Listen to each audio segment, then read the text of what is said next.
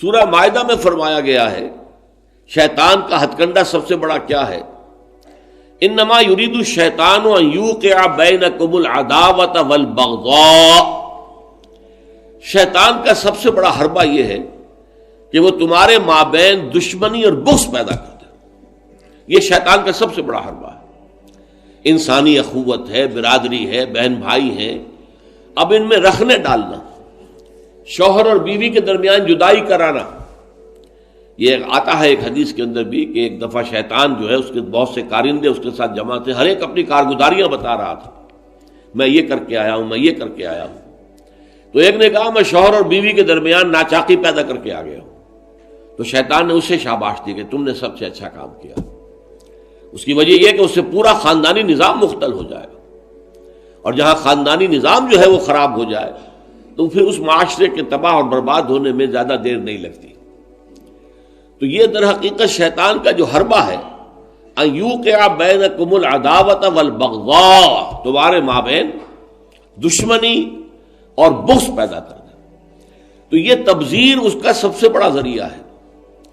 اب دیکھیے کہ ایک بہت سرمایہ دار بڑا شخص ہے اور اس کی بیٹی کی شادی ہو رہی ہے، تو جو کچھ ہو رہا ہے اس کو دیکھنے والے ہو سکتا ہے اس کا کوئی باورچی ہو غریب، کوئی شوفر ہو، ڈرائیور ہو اس کی کار کا، کوئی چوکیدار ہو اس کی کوٹھی کا، کوئی مالی ہو اس کی کوٹھی کا، اور ان لوگوں میں سے کسی کے ہاں ہو سکتا ہے کہ بیٹی جو ہے بوڑھی ہو رہی ہو اور اس کے ہاتھ پیلے نہیں ہو سکتے.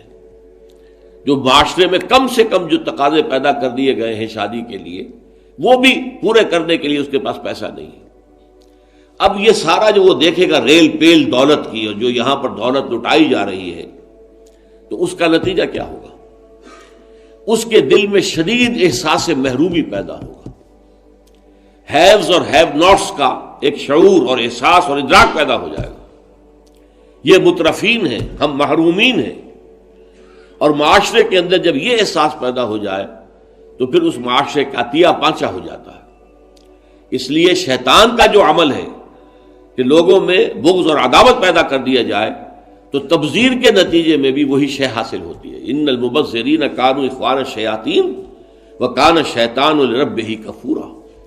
ہمیں تو یہاں تک حضور نے حکم دیا ہے کہ تم اگر اپنے بچوں کے لیے پھل لے کر آؤ تو یا تو پڑوس کے بھی بچوں کے لیے وہ پھل بھیجو ان کے گھر کے اندر، اور یہاں اگر تمہارے پاس اتنی ہی صرف مقدرت تھی کہ اپنے بچوں کے لیے کچھ لے آئے ہو، اس سے زیادہ کا امکان ہی نہیں تھا، تو یہ ضرور اہتمام کرو کہ ان کے چھلکے یا ان کی گٹھلیاں، آم آئے ہیں گھر میں تو آم کے چھلکے اور گٹھلیاں تو اپنے دروازے کے باہر نہ ڈالنا.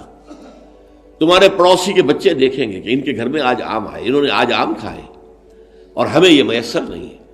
تو وہ احساس محرومی کا داغ ان کے اندر جو پیدا ہوگا وہ دلوں کو پھاڑ دینے والا ہے. یہ اور ہیں، ہم اور ہیں.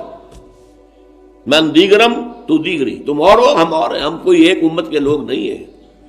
چاہے کتنے ہی واعظ آپ پلا دیں مسجد کے اندر کھڑے ہو کر انما المؤمنون اخوۃ، لیکن جب یہ شکل ان کے مشاہدے میں آتی ہے تو وہ کبھی ماننے کو تیار نہیں ہوتے کہ یہ گھر والا جو ہے یہ بھی میرا بھائی ہے.